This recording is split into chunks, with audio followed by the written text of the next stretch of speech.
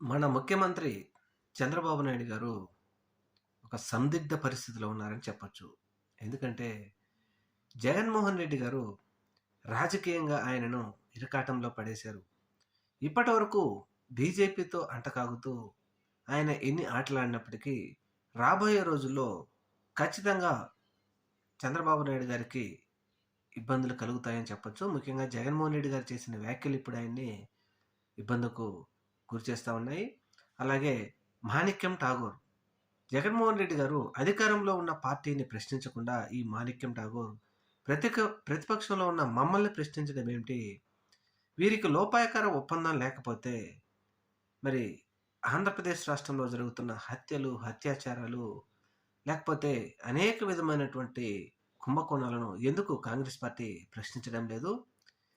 చంద్రబాబు నాయుడు గారు, రాహుల్ గాంధీ గారు హాట్‌లైన్‌లో ఉండటం కోసం మన పొరుగు రాష్ట్రమైనటువంటి తెలంగాణ ముఖ్యమంత్రి రేవంత్ రెడ్డి గారు కూడా సహకరిస్తున్నారు అంటూ ఒక సంచలనమైన వ్యాఖ్యలు చేయటంలో ఇప్పుడు చంద్రబాబు నాయుడు గారి పరిస్థితి బీజేపీ దగ్గర ఒక విధంగా సంకటంగా ఉందనే చెప్పుకోవచ్చు.